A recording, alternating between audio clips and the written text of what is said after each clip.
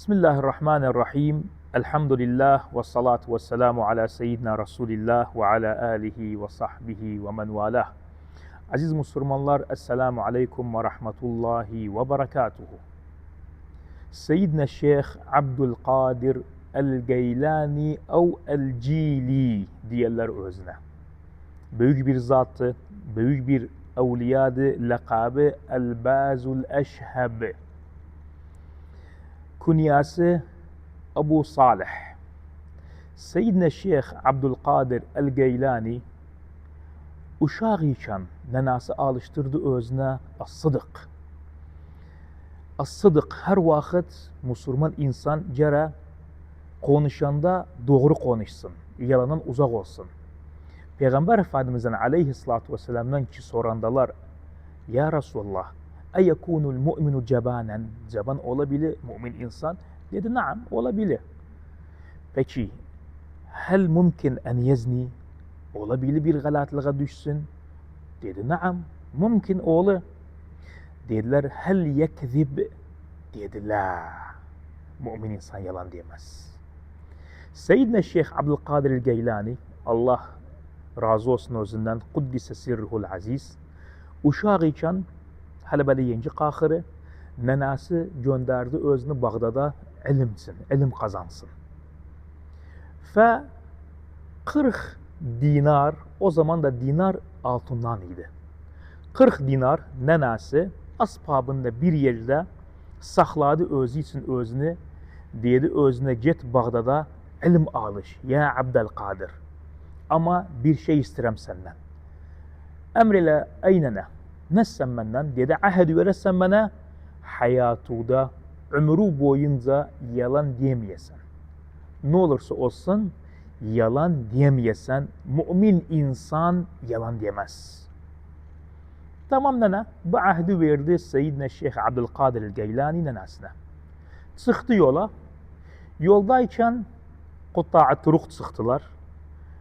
Bir mecmua xeyirxiz çıxdılar bunların qanşarına. Bu kafilanı duruttular. Getirin yallah, her çeşit ne var özüyle, paradı, ne olursa olsun hepsini aldır ellerinden. Bu paraları topladıktan sonra, yıktıktan sonra bu kafileden baktılar bir uşaq böyle yenci qaxırı. Geldiler yanına dediler, para var seninle? Dedi, ha var para benimle. Nanca var seninle para, nanca kaldırıpsan? Dedi, 40 dinar. Durdular böyle baktılar özüne, inanmadılar yani bu uşaqdır, 40 dinar nedir bunun yanında? Terk etti özünü. O birisi geldi, paranı toplar yığırı. Cebra para var yavdu dedi. Dedi, ha para varımdı. Nanca varıldı? Dedi, 40 dinar. Ha ne? Dedi, o ta filan yerler canımda, asbabımda nenem saklayıb özünü. Filan böyle etti, 40 dinar paranı çıxarttı. Durdular, getirdiler özünü hara, büyükleri yanına. Zaim-ül lusus. Dediler, ey zaim, ey kaid, ey reis, cebak bu uşaq. Sorduk özünden para var dedi. Ha valla para varımdı. 40 dinar var yanımda. O da paranı da verdi bize. Durdu böyle baktı özüne büyükleri. Dedi, limaza ma kezebte aleyna? Ne için yalan demedi bize? Sen bilirsen biz xeyirxizıq, para vaparıq. Neden sen doğru konuştu? Döndü ne dedi Seyyidina Abdülkadir El-Geylani? Dedi, li'enneni ahadtu ummi ala en la ekzib. Allah, Allah, Allah. Neneme ben söz vermişim, ahd vermişim, ennehu ben hiç yalan demem. Durdu böyle baktı, bu bir həkati, bir sadmaydı bulartsın. Dedi, bakın, büyükleri, xeyirxizləri büyükleri, gelin buraya, gelin. Dedi, bakın, bu uşaq için nənəsinə ahd verdiği için xiyanət etmir, yalan deməsin, yalan demədi bize. Biri de biz parasına aparacağıq. Biz de bunca ildir xiyanət edirik Allah Subhanahu Teala'nın ahdine.